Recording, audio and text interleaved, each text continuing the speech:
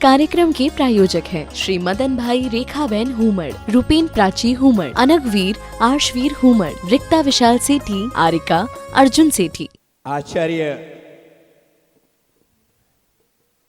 लघु स्वयंभू स्तोत्र के माध्यम से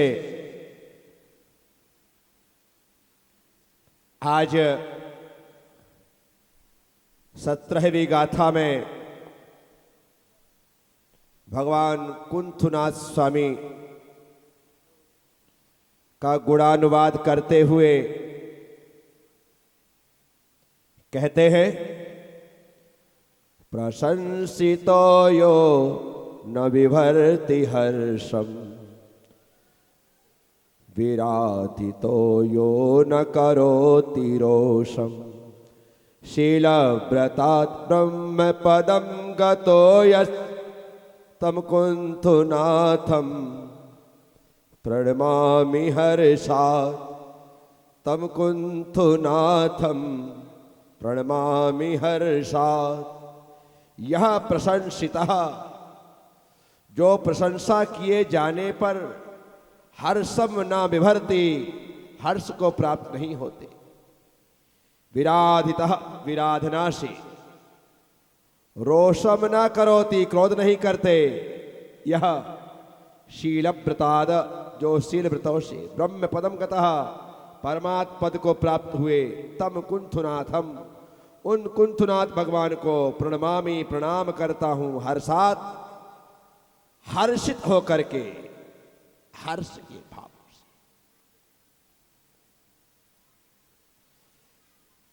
कुछ भी करिए खुश होकर के करिए, हर्षित होकर के करिए। भगवान को नमस्कार करना है तो खुश होकर, भगवान का अभिषेक करना है तो खुश होकर, भगवान की पूजा करना है तो खुश होकर, सत्संग करना है तो खुश होकर, आहार देना है तो खुश होकर। दाता के 5 भूषणों में एक भूषण है हर्ष के साथ देना, आदर के साथ देना, विनय के साथ देना, ये सब कुछ है, लेकिन सबसे महत्वपूर्ण उसमें भूषण है हर्ष के साथ देना। साथ ये तो हुए धर्म क्रियाएं, स्वाध्याय करें, सामायिक करें, प्रतिक्रमण करें, जाप करें, पाठ करें, सब आनंद से करें। रोते रोते करने से ये क्रियाएं होती तो हैं, लेकिन सुख का कारण नहीं बन पाती। इसलिए मैं कहता हूं, करना ही है तो मन से क्यों ना किया जाए, करना ही है तो खुश होकर के क्यों ना किया जाए। आप यहां पर आते, आपको धक्का मार के लाया जाता है, जबरदस्ती लाया जाता है, या आप मन से खुश होकर के आते? खुश होकर के आते होंगे तो खुशी लेकर के जाते, और जबरदस्ती यदि आए होंगे तो लगेगा यार कहां फंस गया। ये आपके भाव का परिचय स्वयं प्रदान कर देते हैं, आप किस भाव से आए हैं पता चले। इसलिए ये धर्म क्रियाएं हैं, इन्हें हर्ष पूर्वक करिए।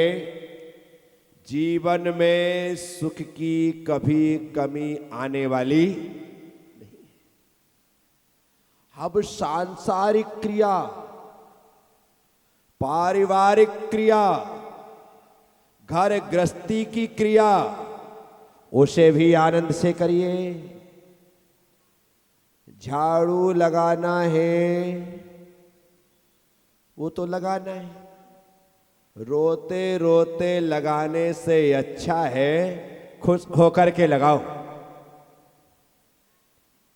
पोछा लगाना है खुश होकर के लगाओ। रोटी बनाना है खुश होकर के बनाओ। चाय बना करके पिलाना है खुश होकर के बनाओ। आपको जब ये सारे काम करने ही है, तुम्हें पता है कि सुबह से शाम तक, शाम से सुबह तक ये काम तो तुम्हारे हिस्से में है ही। जब वो काम मेरे हिस्से में है तो मैं अपने हिस्से के काम को ऐसे किस्से में बदल दूं कि मेरा किस्सा सिर्फ खुशियों से भरा हुआ हो, आनंद से भरा हुआ हो, कि मैं तो छोटे से काम को भी आनंद से कर लेता हूं। इसलिए काम कोई छोटा नहीं होता, काम कोई बड़ा नहीं होता। आपके अंदाज में, आपके काम को करने के तौर और तरीके में काम की अहमियत हो जाती है। छोटा काम भी बड़े मन से किया जाए तो बड़ा हो जाता है, और बड़ा काम यदि छोटे मन से किया जाए तो छोटा हो जाता है। आपने कैसे किया है यह महत्वपूर्ण है। इसलिए मैं किसी को कम नहीं समझता, मैं किसी को कमजोर नहीं समझता। मेरा अपना सोच है कि जिस दिन मैं कम महसूस करूंगा उस दिन मैं अपने आप को कमजोर महसूस करूंगा। किसी भी प्रकार से आप सोचो कि मैं उससे कम हूं, व्यापार में, बिजनेस में, काम में, धंधे में, पढ़ने में, लिखने में, आने में, जाने में, खाने में, पीने में, उठने में, बैठने में, चलने में, फिरने में, लिखने में, किसी भी चीज आपको लग गया कि मैं उससे कम, क्या लगा, क्या लगा, मैं उससे, ये बात तुम्हारे दिमाग में आई कि मैं उससे कम हूं, बस वहीं से वह बात आपको कमजोर बनाना प्रारंभ कर देगी। आप आगे बढ़ ही नहीं पाएंगे। आपके दिमाग में एक ही बात रहेगी, मैं उससे, मुझे जल्दी याद नहीं होता, मुझे बराबर याद नहीं होता, मैं ढंग से नहीं लिख पाता। वो देखो ना, उसे कितने जल्दी याद हो जाता है, वो कितने अच्छे से लिख लेता है, वो कितना अच्छा बोल लेता है, वो कितना अच्छा गा लेता है, वो कितना अच्छा कर लेता है। दौड़ लगाता है तो नंबर 1 पे आता है, मैं तो पीछे ही रह जाता हूं। ये सोच ही आपको कमजोर बनाए हुए है। मैं किसी से कम नहीं हूं, ऐसा सोच अपने भीतर पैदा करो। जिस दिन तुम्हारे मन में ये भाव आ जाएगा, मैं कमजोर नहीं हूं, उस समय आप निश्चित तौर पर विजित होंगे। जीते हुए लोगों की पंक्ति पर खड़े होंगे। क्यों? क्योंकि आपने अपने मन को कमजोर नहीं होने दिया। साथियों, पहले अंग्रेजी हुकूमत भारत के लोगों से लगान लेती थी, और वो इतना लेती थी कि हमारा जीना भी मुश्किल हो जाता था, क्योंकि हम जितना कमाते थे, जितना पैदा करते थे, ज़्यादातर ले लिया जाता था और हम हमेशा उनके ऊपर आधारित रहते थे और उनका टारगेट ही ये था कि जितनी पैदावार करें ज़्यादातर ले लो, ताकि हमेशा अभाव में रहें और हमारे हाथ जोड़ करके चलते रहें। और यदि ये ज़्यादा आगे बढ़ने की कोशिश करें, होशियारी दिखाए, तो उन्हें ऐसा कठोर, ऐसा कठोर, ऐसा कठोर दंड दो कि ऐसी गुस्ताखी करने की कोई हिम्मत ना करे। लेकिन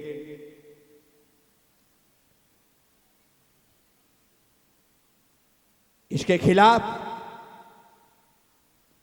लोगों ने लड़ाई लड़ी और लड़ाई क्रिकेट के माध्यम से कि अंग्रेजों ने, जिनका कि राष्ट्रीय खेल है इंग्लैंड का, अपना तो हॉकी है, लेकिन अपने यहां हॉकी पर कोई ध्यान नहीं है, सिर्फ ध्यानचंद का नाम हॉकी में चलता है। कुछ समय उन्होंने जिस प्रकार से देश का मान सम्मान बढ़ाया, लेकिन उसके बाद लोगों में वो उफान, वो उठाव, वो रुझान उस खेल के प्रति आए। क्यों? क्योंकि हमारे देश की पीढ़ी ने क्रिकेट को सिर माथे चढ़ा ली।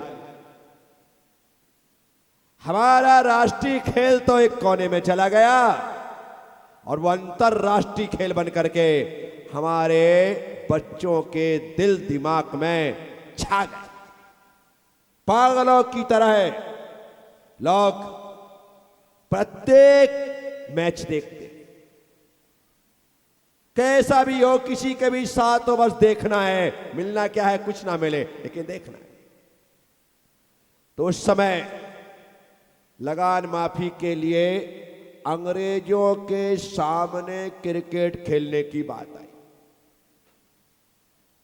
अब जिन्होंने गिल्ली डंडा खेला हो, उन्हें तो क्रिकेट के नियम भी पता नहीं है और वो उनके साथ लड़ने को तैयार हो।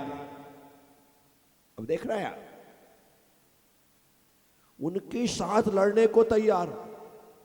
ऐसे गांव के अनाड़ी लड़कों को खिलाड़ी बना करके खड़ा कर दिया गया कि तुम्हें खेलना है, कुछ नहीं करना है, तुम्हें तो बस गोला फेंकना है। क्या फेंकना है? ये गोला है, ये बॉल है, बस फेंकना है, जो होगा देखेंगे। किसी को नहीं आता है कि फर्स्ट बॉल क्या होती है, स्पिन क्या होती है, गुगली क्या होती है, बाउंसर क्या होती है, कुछ नहीं पता है, बस मारना। लग गई तो लाख की, नहीं तो खाक की तो है। जीत और हार जो होगा सबको पता है, हमें नहीं आता है, हारना निश्चित है। क्या निश्चित है? हारना निश्चित, सबको पता है। लेकिन फिर भी जीतने के भाव से खेल लो, जीत गए तो लगान माफ, अन्यथा लगान दे रहे थे, देते रहेंगे। क्या हुआ? खेल खेला और अंग्रेजों से वे लोग जीत गए जिन्हें गिल्ली डंडा के अलावा कुछ नहीं आता था। वे लोग क्रिकेट में जीत करके लगान माफ करवा लेते हैं। मैं आपको ये उदाहरण सिर्फ इसलिए दे रहा हूं, आदमी में जुनून हो तो वो क्या नहीं कर सकता। अपने आप को कमजोर महसूस मत करो। अभी पिछले 5-7 साल पहले एक विकलांग लड़की सिर्फ अपने हौसले बुलंद होने के कारण एवरेस्ट की शिखर चोटी पर चढ़ गई। एवरेस्ट की चढ़ाई चढ़ गई।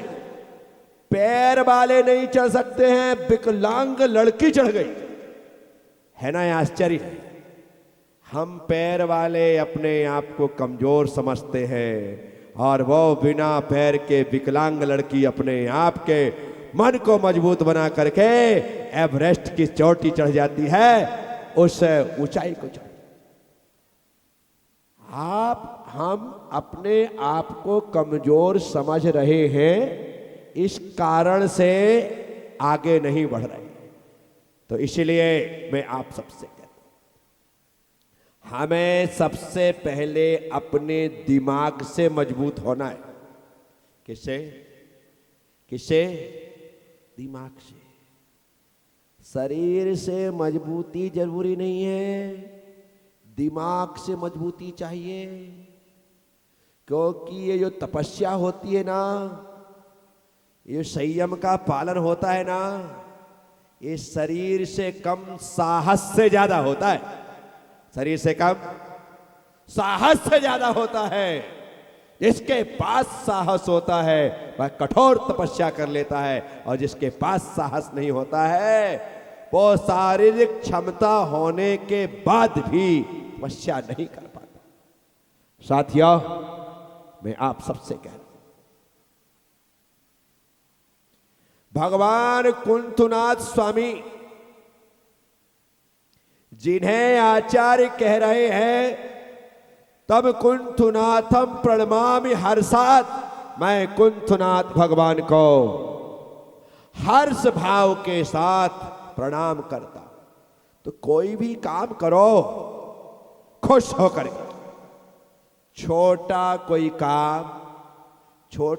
काम। देश में एक मंत्री है जिसका नाम है नितिन गडकरी। नाम सुना होगा आप?